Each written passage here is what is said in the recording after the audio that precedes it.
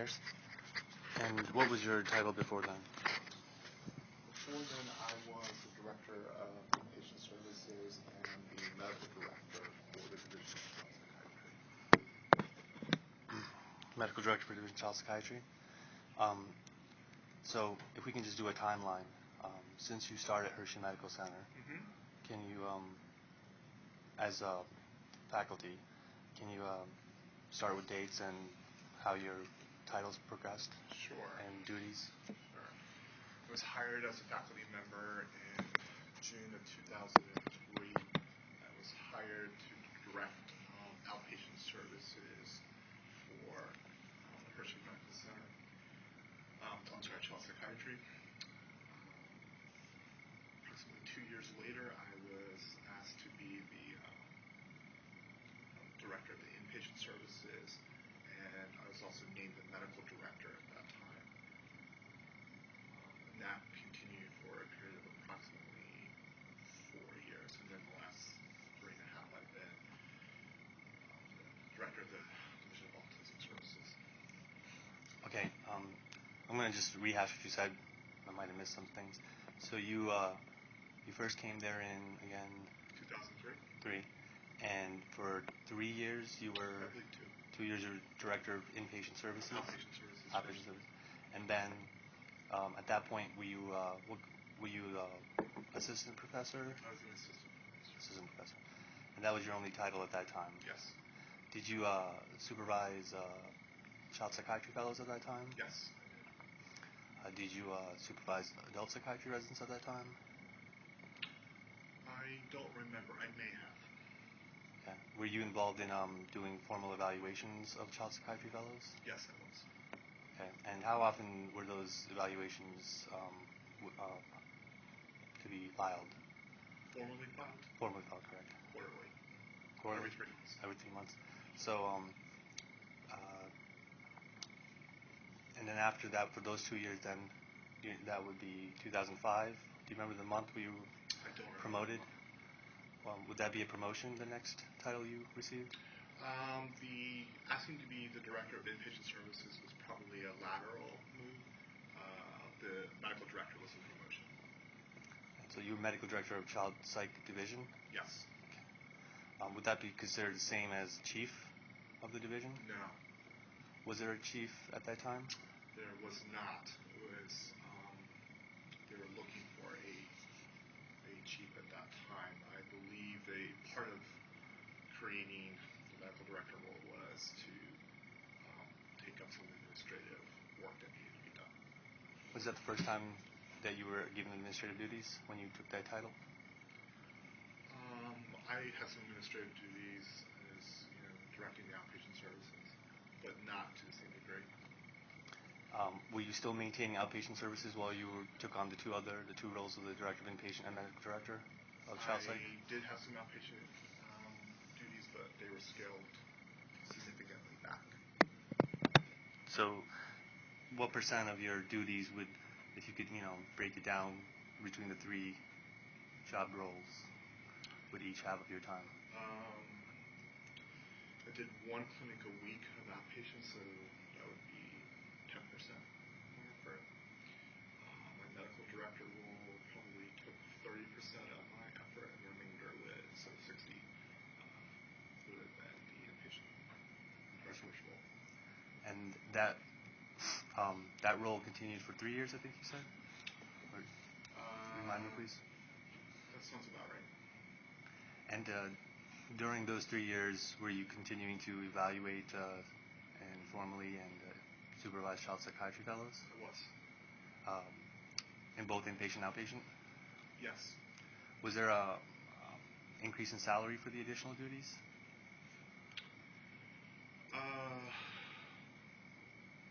I may have been compensated with a bonus for the increased duties. Would that be for the medical director position? Yes.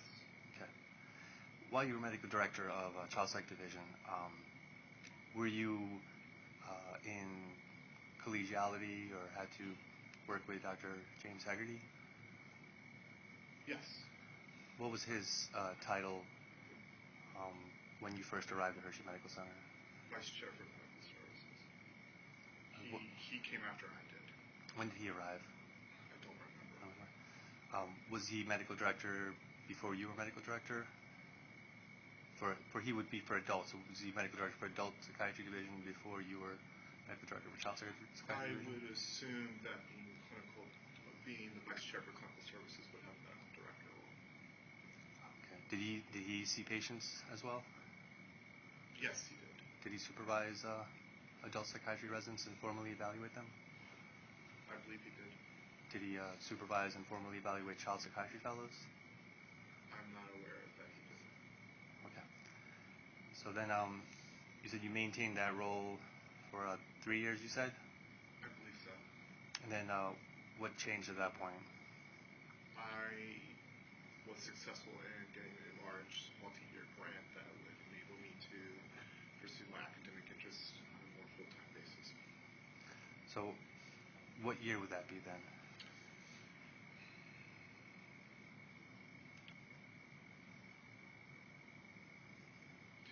2008.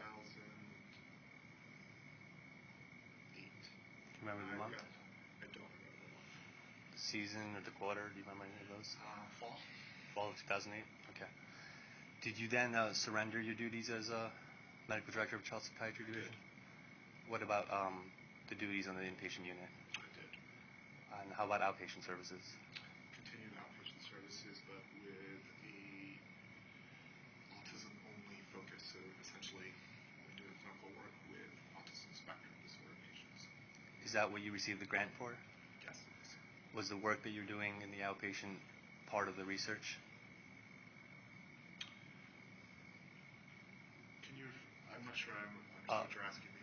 The outpatient services that you were providing, was that involved as part of the research project, the grant?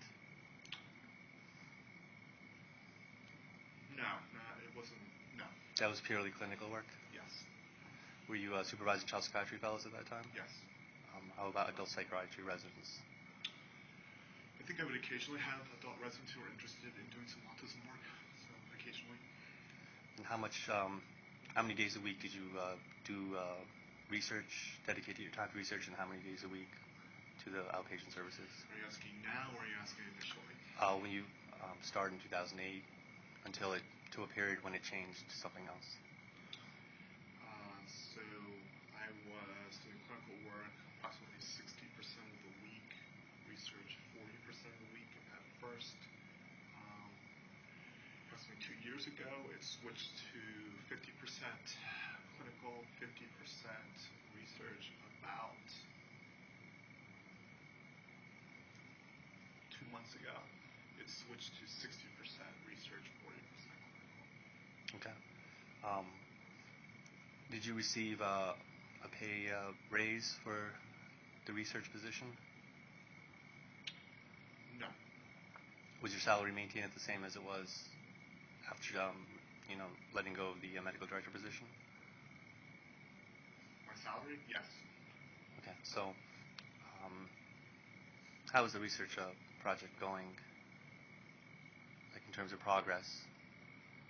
What's that have to do with your litigation? Object to the question. Go ahead. I'm going to waste your time. Go ahead. It's very successful. Have you published? Yes. Okay. Do you have any child psychiatry fellows or medical students working with you on the research project? Or any other faculty? No students, no child psychiatry fellows, some faculty at the current time. And can you name the faculty and when they started working with you on the project? Dr. Amanda Pearl is my chief research collaborator. She started with us in July of 2011.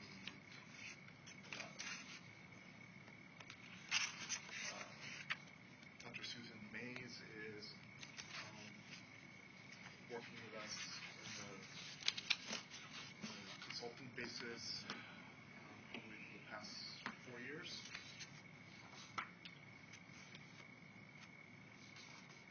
Those are the Hershey Medical Center collaborators. Does Dr. Jolene Hilby Garcia involved in your project? I'm sorry. Yes, she is. I apologize. Forgot her. What role does she provide in the research project? She is supervising one of the projects under the grant. And when did she begin on the project? 2 years ago. So in July of 2011 as well. Well, when was she, that you can best recall, hired by Hershey Medical Center after her graduation from her training? I don't know. I believe it was a few months after her graduation. Okay. Do you know what she did in the meantime during those 2 months? Okay. Can you tell me where you were before you were at Hershey Medical Center? I was working at Ephrata Community Behavioral Health Services. What was the timeline there? When did you start? When did you leave? I believe I was there approximately 2 years before I became faculty here.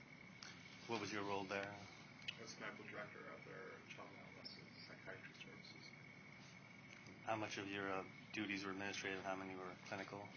90% clinical, 10% administrative. Did you supervise adult psychiatry residents or child psychiatry fellows No. there? And why did you leave that I agency? wanted an academic position. Where were you before Ephrata? I was working in a variety of places. I had a contract with the intermediate unit, capital area intermediate unit. I was working at Beaver and Walker, which is a psychiatry firm in Palmyra. I think those were the only two. And how long were you in those roles from beginning to end, time-wise? I was probably there 2 years before I moved to Ephrata. Did you supervise psych residents or child psychiatry? Okay. And where were you before then? Before that, I was at Coastal Psychiatric Group in Lewis, Delaware for 1 year. And what was the timeline there from when to when? It's the first year after my residency, so it would have been July 1998 through June of 1999. And what was your role there? An outpatient psychiatrist. Was there administrative duties or just clinical? No, just clinical work. Did you work with or supervise residents or fellows? Okay. Why did you leave there? When I leave the position in Delaware, Yes. my son was diagnosed with autism. We needed to get better services for him. So you moved, where did you move to? Pennsylvania. Pennsylvania. Where in Pennsylvania? Where we live Town. now. Middletown. Oh, Middletown? Okay. And I forgot to ask, why did you leave that dual position that you had for 2 years between those two agencies? I wanted a more full-time position. And that's why you went to Ephrata? Correct. Okay. You said that you went to that Delaware position right out of residency? Correct. So where did you do residency? Hershey Medical Center. And did you do a fellowship? Also at the Hershey Medical Center. Okay. So the same institution that I was at? Yes. That time at the same affiliation, Penn State College of Medicine as well? Yes, it did. And what was the timeline of when you did the adult residency and then when you transferred to the child fellowship? I did 1 year of adult training from 1993 to 1994. I did my child fellowship from 1994 to 1996. Finished my last 2 years of adult training from 1996 to 1998. Okay. That's an unusual progression. Progressing that way, not finishing the residency. What was the reason for that? That's the way it was traditionally done in our program at that time. Do you know why? It allowed the child psychiatry fellows to have more experience with child outpatients throughout the remaining 4 years of their training. Is that an institutional preference or is that a national, like ACGME guideline? It was institutional preference at that time. I don't know if it matched or didn't match with ACGME guidelines at the time. Do you think there were other institutions that had that kind of I was unusual? aware of other institutions that did that at the time, yes. Can you name some of them? I had a colleague who was at Dartmouth's program who had a similar progression, and I had a colleague at Brown's program that had a similar progression. So this was in order to provide individuals who wanted to become child psychiatrists more exposure throughout their training. Right. They knew from the start that they wanted to be a child psychiatrist, yes. Did you see child and adolescents when you were a first year? I saw adolescents on the inpatient unit. Okay. No outpatient? There was no outpatient starting the first year. Okay. Was there an outpatient clinic for children at that time when you started at the residency? Yes. Okay. So in the second and third year, you were 100% child. You didn't see any adults. That's correct. And how many patients do you think you saw in a day? Let me say, what was the duties in the first year of the child fellowship? The first year was an inpatient rotation. 100% inpatient? I believe 8 months of the year were inpatient. And what were the other 4? I believe the other 4 was pediatric neurology and consult service, I believe. Was there any outpatient? Yeah. Was there any outpatient? Not in the first year. And where was the inpatient unit located at that time? Hershey Medical Center. Okay. And the second year of the fellowship, what were your rotations and duties? The second year was a variety of outpatient services and different community rotations, community mental health centers, school systems. I don't remember that ones, but similar idea. And how many, let's say, how many days a week were you at the Hershey outpatient clinic? 2 full days a week. And where was that located? It was in Hershey Medical Center. Okay. Did you have supervision at that time Yes. regularly by faculty? Yes. Did they formally evaluate you quarterly? I believe so. Did they do it on the computer system or by hand at that time? I don't believe there was a computer system for those kinds of things at that time. Okay. What about the medical record system at the time? Was it paper charts or was there computers? Paper charts. Mm-hmm. How many patients would you see a day at Hershey outpatient? In the child outpatient clinic? Yeah.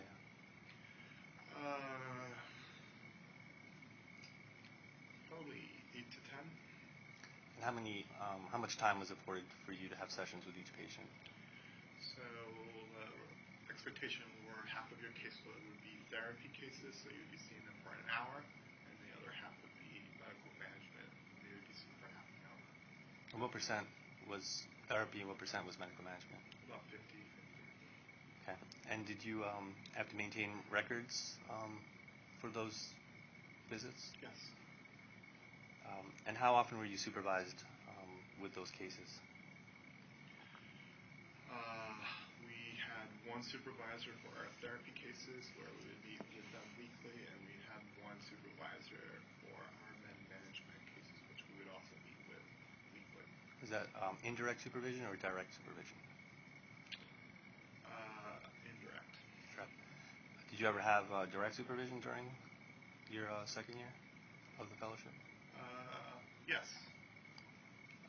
What would that entail?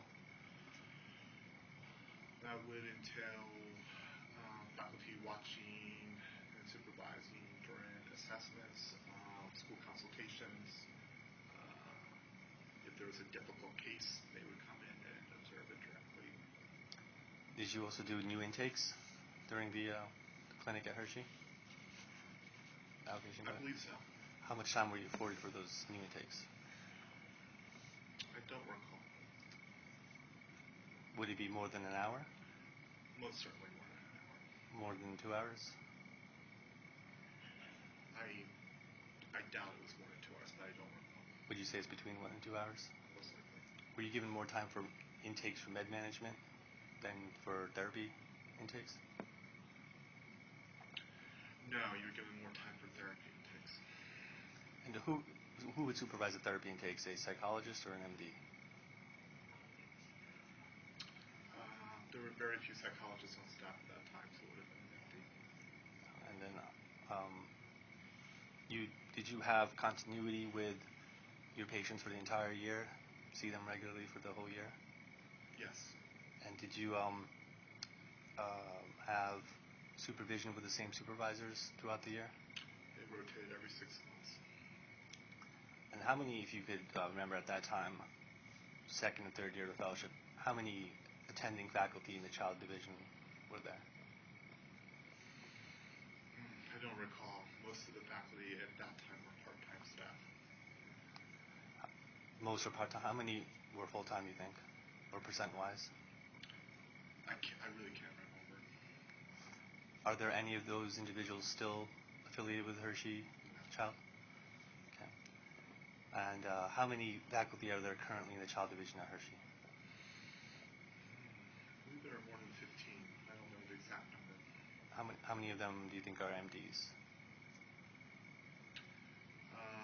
Probably 2/3. And would they have to be child psychiatrists in order to be in the child division faculty? I believe that's a requirement, yes.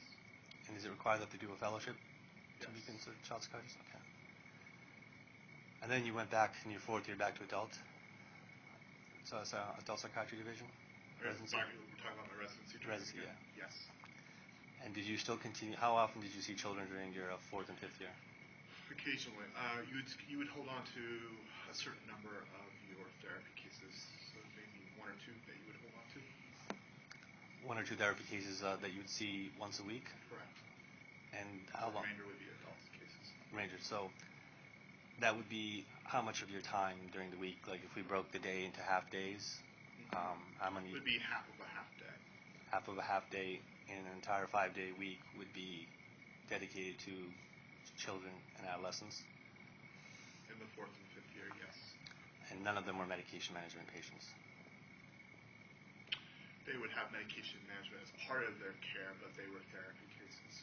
So you're doing both.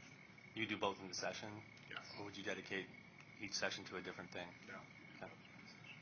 So that approximately half of a half day would be 2 hours total, essentially? On a going forth basis, yes. And who is supervising you for those cases? A child faculty member. And how often would you meet to discuss the cases?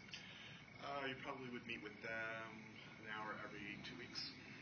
Okay.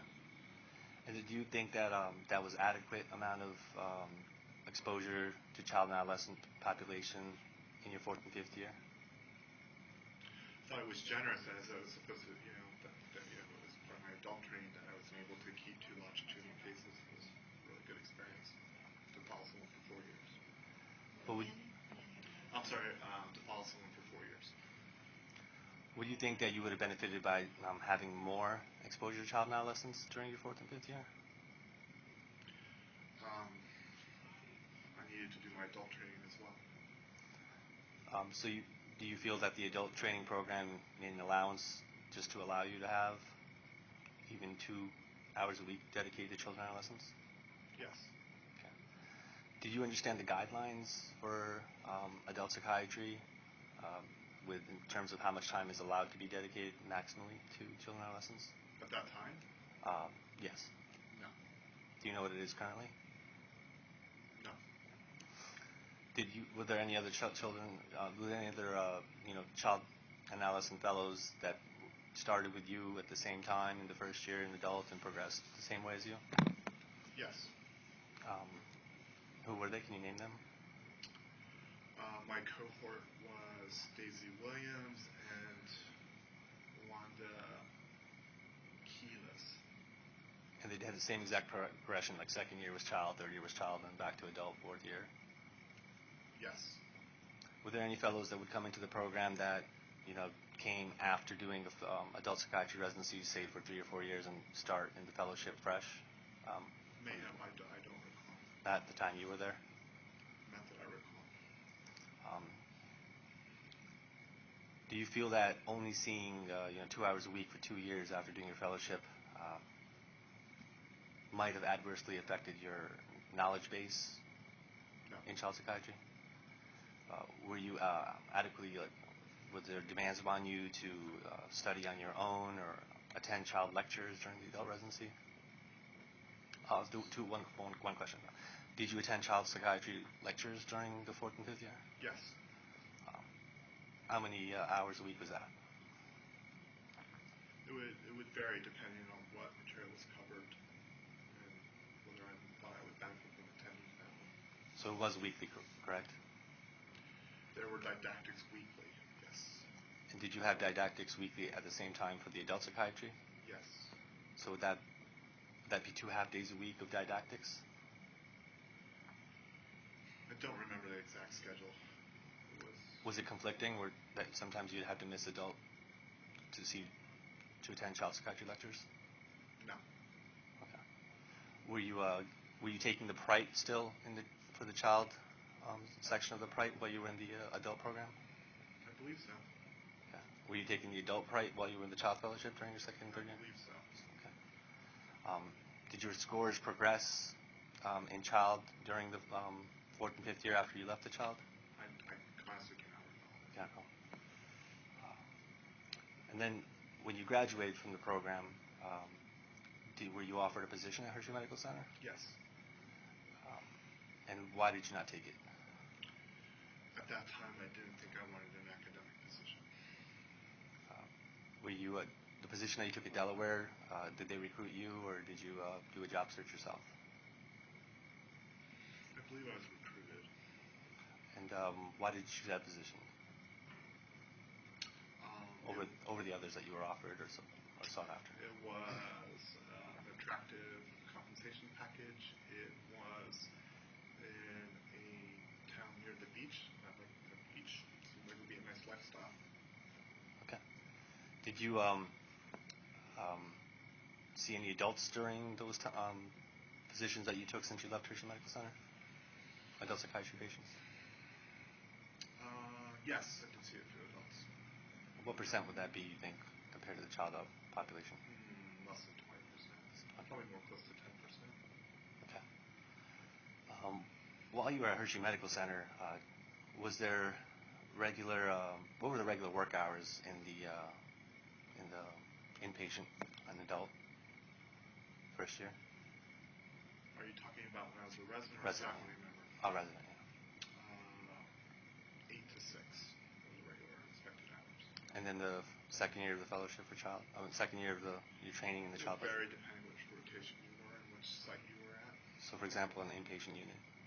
There was no inpatient responsibilities in the second year. The second year of the first year of the child fellowship. I meant second year of your whole training. So we'll just That say was 8 a.m. to 6 p.m. 8 a.m. 6 p.m. You took call at that time? Yes. Overnight call? Yes. And then in the third year of your training, Okay. when you're in the outpatient child clinic, what were the work hours then? That would vary depending on which site you were at. So, for example, at the Hershey clinic? That would be like 9 to 7 these days. 9 a.m. to 7 p.m.? Mm-hmm. Did you have a break? Were you afforded a break for lunch? Yes. What time was that? How long was that? Depends on what your clinic day looked like. Were there days where you'd have to be at Hershey in the morning and somewhere else in the afternoon, or vice versa? I don't recall. Probably. Were there most of the time were you just dedicated to one site per day? No. So when you were at Hershey in the morning, did you stay at Hershey in the afternoon? Frequently. But the clinic, the community rotation to you sometimes would be in one place in the morning and a different place in the afternoon. Okay. So then when you were at Hershey, you were out there the whole day, but when you weren't at Hershey, you could be at 2 different places half day each, right? That's how I recall it, yes. Okay. Were you afforded time for paperwork at the time during the second year of your fellowship? Like dedicated paperwork time or No. Callback time or anything like that to patients? No. Okay. And did you find that to be a strenuous schedule for you, 9 to 7? They were full days, busy days. Okay. And then when you went back to the adult program, did you, in your fourth year of training, what was your training at that time? Was it outpatient or inpatient? I know I did a inpatient rotation on the geriatric unit. I don't remember if it was my fourth or my fifth year. I also did 2 inpatient rotations at the state hospital. Once again, I don't remember if they were my fourth or fifth year. The remainder would have been outpatient services. Which would also have been started in your fourth year as well, too. Yes. So that outpatient started in fourth year at Hershey Yes. for adult and continued all the way to the end of your fifth year training? Yes. Okay. Do you remember who the program director was for Child Psychiatry Division when you were a fellow? It was Alan Hanford. And was he program director when you first started your residency? Yes, I believe so. Did he maintain program directorship throughout your entire training, Yes. including the adult? I believe so. I think he retired when I was leaving. Okay. And how did you find him as a program director in terms of how he was treating residents? I didn't have any problems with him. Was he supportive? Yes. While you were there in the Child Psychiatry Fellowship, did they have policies and procedures for remediation for fellows that might need it? I'm sure they did. I wasn't aware of them. Were you asked to be chief resident at all in Yes, your I was. second year of the fellowship? Of the child fellowship, yes. Did you take the position? Yes. Did the position include a increase in salary or a stipend for those duties? It did not. It included extra money in your CME fund to attend conferences and things like that. How much extra money? I don't remember. It wasn't a lot. Wasn't a lot. Were your duties increased as a chief resident? Yes. What did it involve? It would involved making sure that the call schedule was completed. It would involve addressing resident concerns. Sometimes you would act as a liaison between the faculty and the other fellows. Required some attendance at departmental meetings. What kind of departmental meetings? Sometimes it would be required meetings with the chair and the division heads, and also the residency training committee. Certain meetings, not all the meetings, but you would be invited to certain ones. So when you'd be invited to regularly scheduled residency training committee meetings? Or special meetings for a special issue? Like a I don't remember. I believe it was once a quarter we would get invited on a standing basis, and then we would be asked to attend if there were issues that we needed to be made aware of. Were there, during your time as a chief resident, were you involved in the remediation of any fellows? No. Or termination of any fellows? No. Do you recall during your entire training if any residents from the adult or child during your 5 years there were terminated or dismissed? I don't remember. When you mentioned division chiefs, so at the time there was a division chief in child when you were in the fellowship? Yes. And was that for the entire time of your fellowship? Yes. Do you remember the name of the division chief? It was Alan Hanford. Well, he's program director and division chief? Yes. Okay. When you were in the adult program, so basically for the entire 5 years you were in the residency, he was the division chief for child. Yes. Do you know why he left? He retired.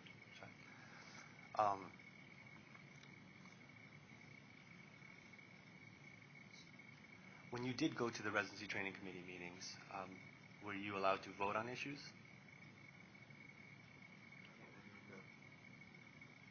I honestly don't recall that. So you don't recall any time where, that a vote was required to institute a new policy or terminate a resident?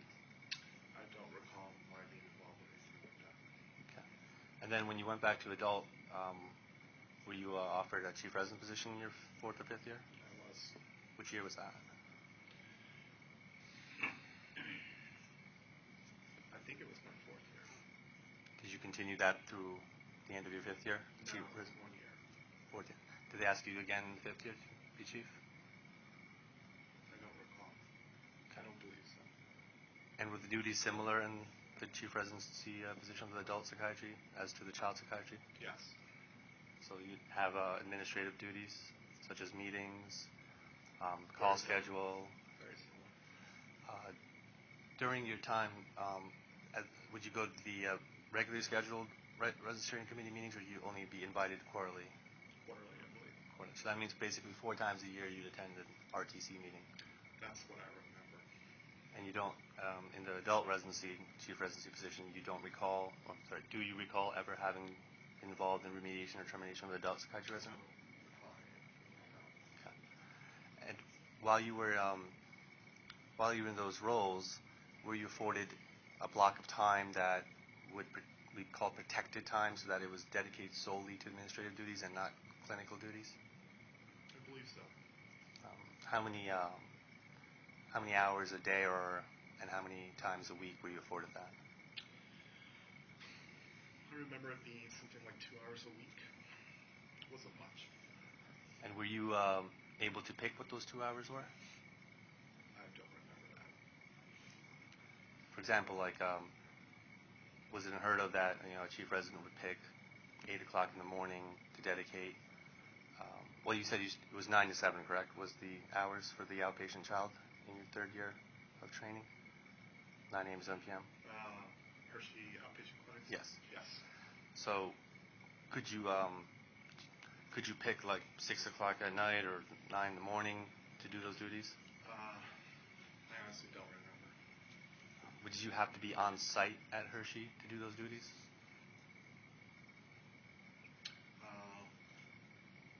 I don't recall if it was a requirement. I always would be there. Okay. And same for the adult. You get Yes. 2 hours a week. Yes. And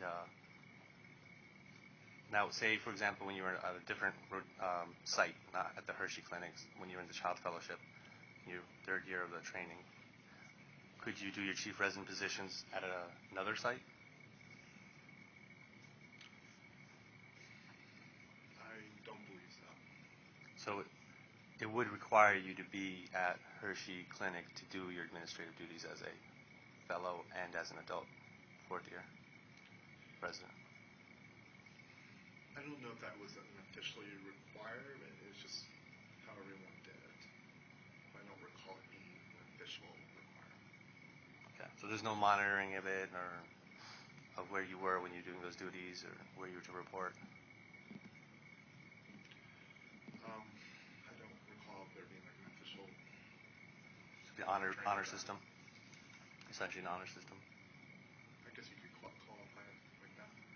Who was in charge of scheduling patients for you when you were in your 2nd year of the fellowship?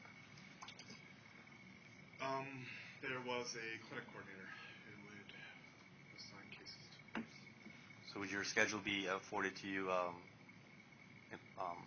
weeks ahead of time?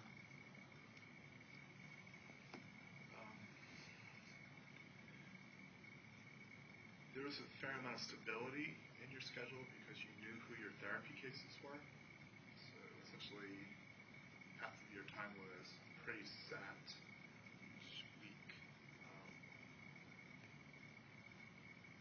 I'm not sure. For example, like when I was at the fellowship, when we would schedule patients and the front desk staff would set it up, there would be frequently the population would be so busy that you might not be able to see a patient for a month, even if you want to see them next week. Did that ever happen? Object to the form of the question.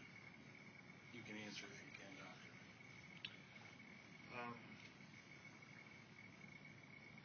I'm sure patients didn't always get in when they wanted to.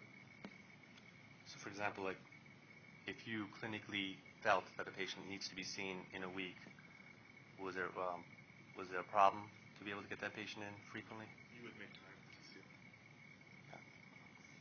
Now, while you were in the program, starting from day 1, the adult program, was there a rule for progression related to when you have to take step 3 and pass step 3?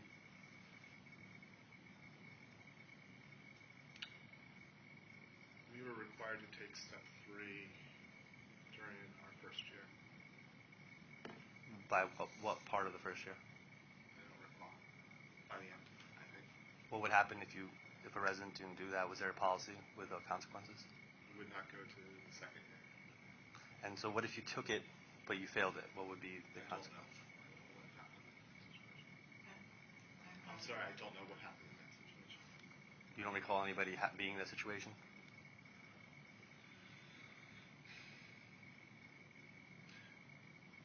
I think I do recall that happening to one person. And were they dismissed from the program? No. They didn't take the exam, or they failed the exam? I just heard that there was a problem with the exam with one resident. I don't know exactly what the issue was or what the plan was to help them with the issue. Did you take the test in the first year? The step 3? Did I? Yes. Did you pass it? Yes. And were you afforded time off from clinical duties to take the test? On the day of the test? No, in preparation for the test. No. Like a week off dedicated to CME time or anything like that? No. Did you have CME time throughout the training? Not in the first year. So, but years 2 through 5. and how many days did you get? I believe 5. And how many days of vacation would you get in the first year and the second year, and progressively? We got 2 weeks of vacation in the first year. Meaning 10 work days, or 10 work days. Okay. And then how many sick days or personal days? No allotted personal or sick days. So essentially, you only got 10 days off for the entire year in the first year, and that had to be pre-scheduled as vacation. That's what I remember. And if you were sick, it would be deducted from your vacation. I don't know how that worked. I think it was something you arranged with the training director. I don't know how it worked. And what about second year then, with vacation and sick leave? I believe vacation days increased to 15 days in the second year. That's what I remember. And then third year? At some point, I don't know. At some point, it goes up to 20 days. I don't remember when that happened. What if did you ever fall sick and have to use? Obviously, if you get sick, you get sick. What would you do with it? How would it be deducted from your days of The vacation days. vacation days? So if you overused your vacation days, then what would happen? I don't know. Did that ever happen to anybody in the program? I don't know. Okay. Going back to the step 3 policy, do you know what the consequences were for the policy if you took it, failed in the first year, and then when did you have to pass it by second year? I don't know what the policy was. I'm sure there was one, but I don't know what it was. So essentially, the only thing that would happen to a resident that didn't take it in their first year was that they would be non-renewed for the second year? It was a program expectation and requirement that you took step 3 in your first year. And as we said, I don't know. failing it, the consequence was Let not him being finish his terminated. answer. Go ahead and finish your answer, Doctor. I'm sorry, I don't know what I was going to say. Okay. For example, the resident that had the problem with the step 3 was not terminated, correct? No. Do you know if a resident continued? I don't know what the plan was for that resident or how the issue was eventually resolved. That resident was in your first class, right? Started the class with you? Yes. Did they finish the residency? Yes. Yeah, were they also a child fellow too, like you? Yes. So in the second year, they became a child fellow? Yes. Do you remember the name of that resident? I do. Can you give me the name, please? I'm not sure what that's Dr. Keelis. How do you spell that? Q-U-I-L-E-S. And what's the first name? Wanda. Okay. Was there a requirement in the program to obtain a minimum score on the PRITE throughout training? I don't think so. So there were no consequences if the score was poor? I don't know that. There might have been. Do you remember how you did on the PRITE, the child PRITE? Yes. Roughly. I did well. And what year was it that you did the best on it? Do you I remember? don't recall. Do you remember the percentile? High 80s, low 90s. Okay. How about the adult PRITE? Same. And you don't remember what year it was that you got I don't. I always did well on them. Did you always do well on them consistently on each time, or was there one time that was significantly higher than the other times? I don't remember that. Okay. Did you take the boards in adult psychiatry? Yes. When did you take them? I took them in 2004, after I became faculty member. I took them a time before that, but I don't remember when. So The first time I took them, I did not pass. the adult boards. Correct. Was that the written that you didn't pass, or the oral? Correct. The written. So you arrived in Hershey in 2003, correct? Yes. And your first attempt, 2004, you failed it. No. I passed them in 2004. I took them a time before that. I don't remember when. That's when I did not pass.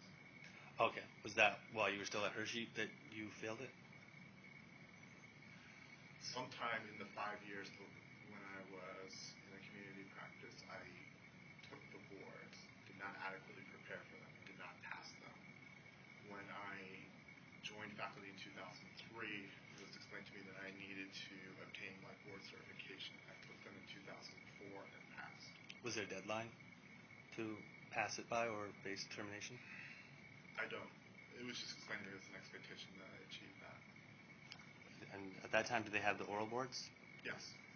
Did you take them both in the same time period, or day, or 2 days? No, you pass the written boards, and then they schedule you to take the oral boards.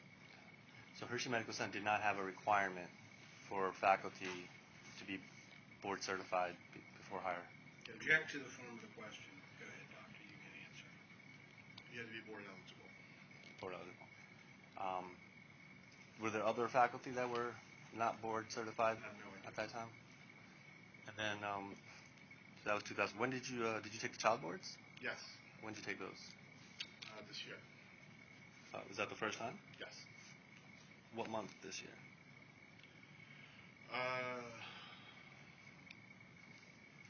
Took the written boards, I believe in July?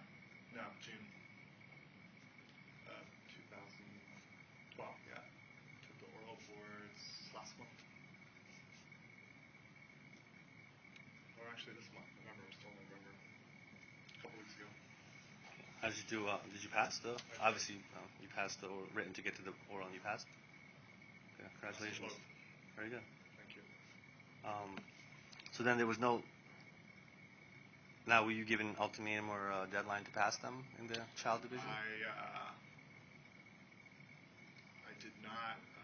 When I was promoted to associate professor, it was explained to me that it would be the expectation that I obtain my specialty boards.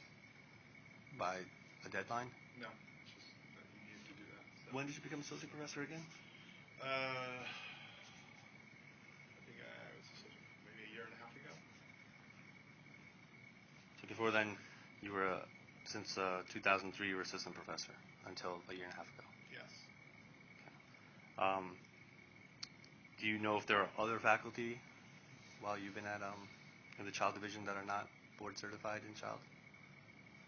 I don't know. Is there a listing on the website or any database at Hershey Medical Center to find that out? I don't know. Okay. Can I ask why it took you so long to take the child boards after passing the adult boards? They're very expensive. Very expensive. Okay. Now, when you were in the residency and the fellowship, did they do chart reviews to make sure that the paperwork was completed? Yes. How often did they do those chart reviews? Weekly. And who did those chart reviews? Your supervisor. So your supervising psychiatrist attending? I'm sorry. Yes. I apologize. Did they have do chart reviews by any of the clinic staff, such as the record keeping staff? I don't believe so. Okay. So weekly was the review. What if the charts were delinquent in finishing notes or evals? You would hear about it from your supervisor, for sure. Were there any consequences if they weren't completed in a timely manner? That just wasn't done. You had to get them done. So, for example, if you did an evaluation of a new patient, how long were you afforded to complete the paperwork for the evaluation? I don't recall what the window might have been. You Would- better have it done though when you met your supervisor, whenever that was. So, for example, if you did an evaluation on a Tuesday, when was the chart to be complete by? When would you meet with the supervisor to discuss the patient? You had a standing appointment with your supervisor on a weekly basis, whenever that would be. Okay. Was there a formal evaluation document? Yes. And where did they have a dictation system? Yes. And who would transcribe them? Different transcriptions. Okay. And did the evaluation have to then be reviewed by yourself after it's transcribed Yes. and signed? Would the attending sign it before it was transcribed on the preliminary document? No. No. So, how long were you afforded time-wise to dictate the document? Meaning, when you saw the patient, how many days were you given before it had to be dictated? So, was it suffice if sometimes you didn't dictate it, did finish the paper, the handwritten eval for the supervisor? I'm sorry, I can't say. Would it be okay if the handwritten evaluation was the only thing in the chart for a lengthy period of time, such as weeks or days or weeks? Objective from the question. Yeah, I'm not sure. I'll give some context. Like, when I was in the fellowship, the handwritten evaluation had to be done the same day, and the dictation on through the dictation system had to be done within 24 hours, and it had to be edited and signed within 2 weeks. You're comparing two very different systems, though. I know you don't have any context, but when I was doing, it was just an entirely different clinic structure and organization. I don't think it's fair to compare the two sets of expectations. Can you describe what an evaluation entailed and the expectations of the charting were when you were a second-year fellow? You would have, like I said, you would have therapy cases where you'd be writing therapy notes on those sessions weekly. You would have medication management session where you'd be writing those notes, whenever you saw them. You would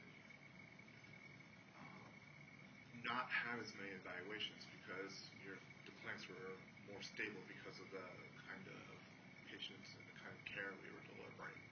But when you did get an evaluation, you would dictate it, you would drop the tape off to the transcriptionist, you would wait for it to come back, you would mark up the paper, you would give it back to them, they would put the corrections in again, you would look at it again to make sure that they were done correctly.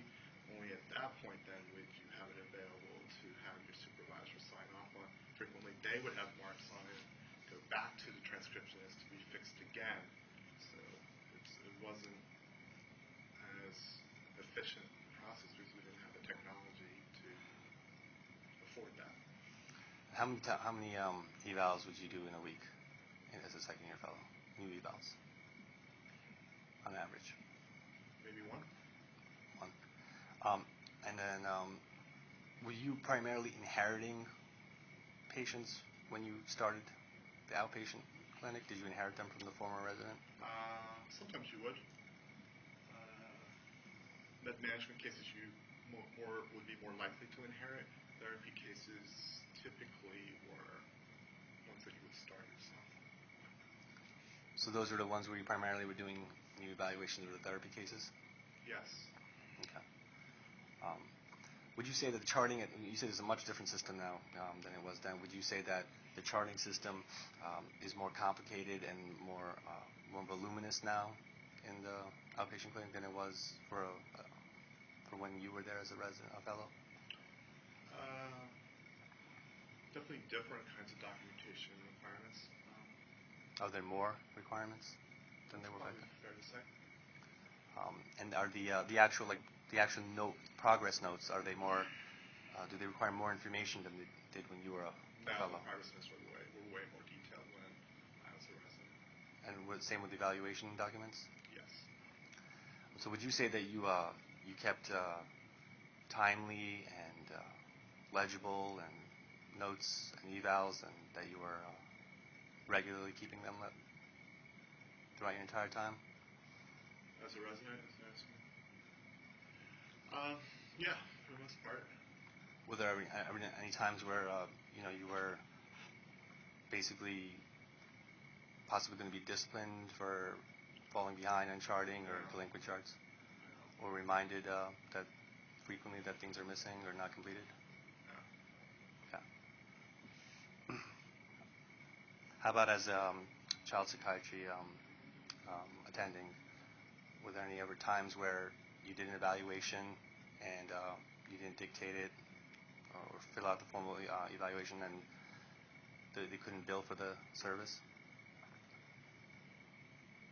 I don't believe so. So you're 100% sure of that? That there wasn't I can't maybe recall. one time that it occurred? I don't recall. Yeah.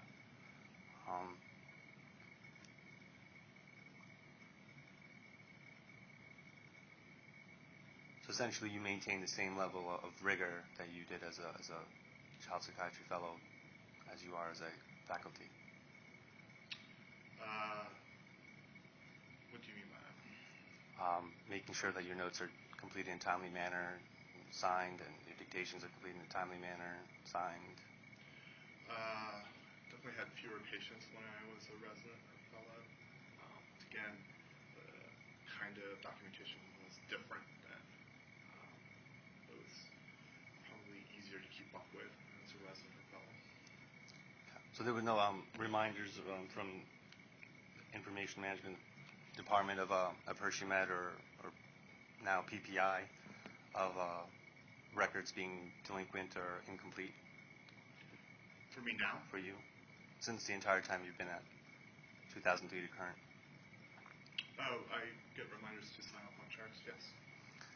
What about potential for suspension if the dictation wasn't done back when it was Hershey Medical Center for the outpatient? I don't recall.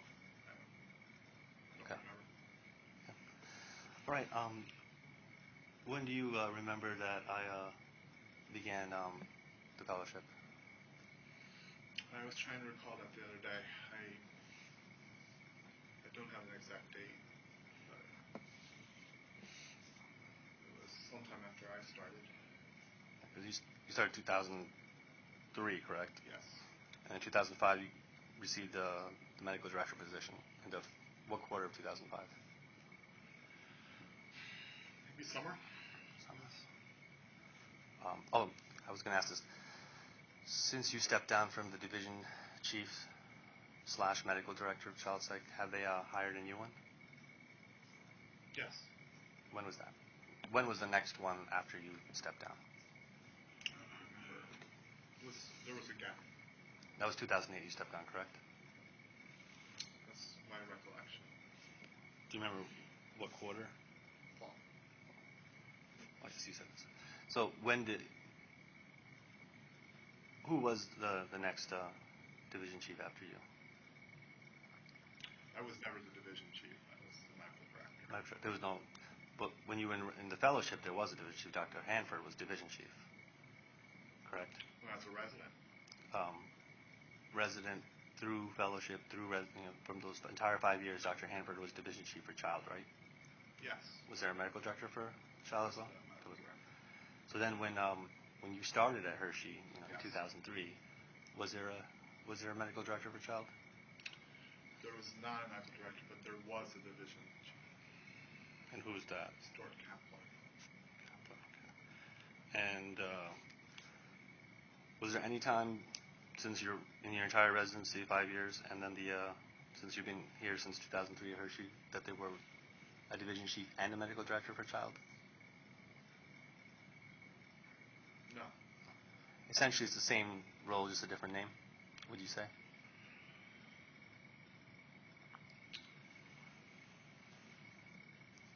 No, I don't think that's a fair characterization. I was only asked to look after the clinical responsibilities. As medical director. What does the division chief title, division chief do?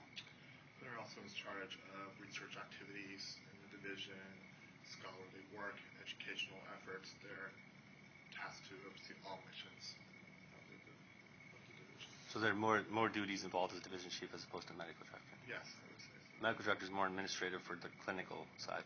Yes. And would you say division chief's more administrative for the academic side?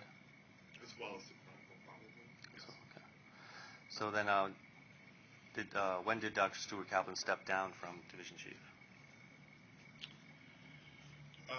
Probably right around the same time I was named medical director. And then, after you stepped down from medical director, who was the person that took over as either medical director or division chief? Those positions were unfilled for a while. How come? I believe they were looking for qualified candidates. What are the For the division chief, I do not. The medical director position was something that Dr. Tom Udy, who is the department chair, wanted.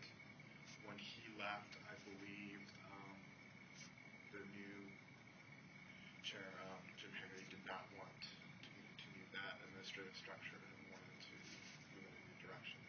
And what direction was that? I think he just wanted to put a lot of resources into recruiting a division chief. Do you remember when Dr. Udy started as chairman, or when he left? I don't know those dates. Okay.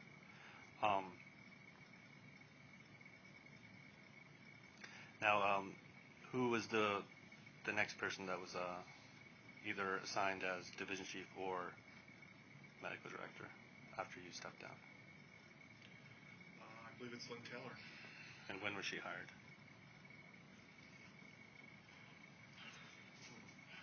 July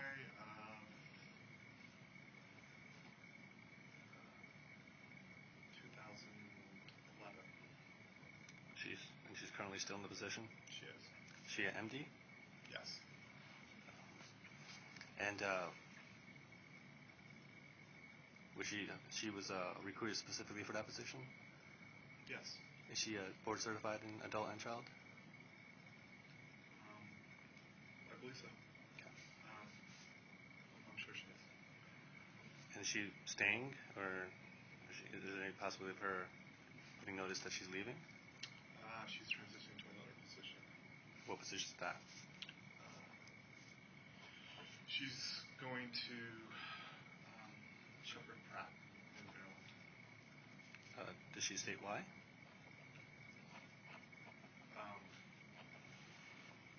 Something about her family. I'm not sure what the circumstances are. And when will she be leaving? End of December. Do they have another person to replace her currently? They're in the recruitment process right now. Okay. Have you ever thought about becoming division chief again? Oh, not again. Have you ever thought about becoming division chief? Never thought about it. Are you considering replacing her? Not right now. No. Okay. How involved are you in the Child Psychiatry Fellowship Residency Training Committee? Training committee? Not at all. Have you ever attended meetings of the? Yes. What about for adult? Do you go to them? No.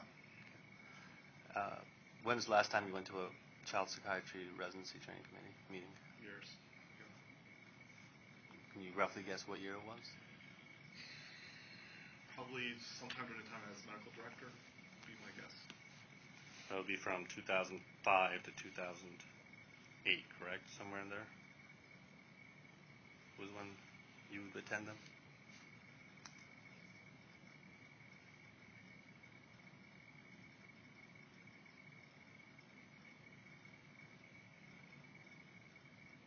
Are you thinking? Trying to remember? Oh, I'll ask you a question. What was it? 2005 to 2008 is when you would attend child psychiatry residency training committee meetings? Because you said that's when you were medical director. Most likely. And were you invited to them, or on an invitation-only basis, or were you asked to come to them regularly? I don't remember how that happened. How many of them do you think, how often do you think you went to them? Probably attended a handful of times. Not often. So it's like 5 or so? I don't know. Somewhere between probably 4 and 6 would be my best guess. Is that typical for the medical director to not go to them frequently? Maybe go a handful over 3 years? I don't know. I don't know if that's typical or not. Why didn't you go to them more frequently? I don't know if it was a matter of that there wasn't things I needed to address, or I don't know. And the handful of them that you went to, do you recall the issues that were discussed? Typically we're addressing like clinical responsibilities for residents, or if there was concerns raised by the residents about different work environments, something like that. Did you ever call a meeting yourself for the registration committee that was not regularly scheduled? I don't know if I did. I don't remember. Do you recall any meetings where like a problem resident was discussed or fellow? Yes. Do you recall any meetings you attended where I was discussed? Yes. Do you remember what meeting, when that was? I don't remember when it was. Do you remember what was discussed? Not the particulars. Just I remember being in a meeting where you were discussed. Okay. I mean, I started in July 1st, 2006. That's when I started the fellowship. So, Okay. Do you remember if it was closer to the beginning of my start or later?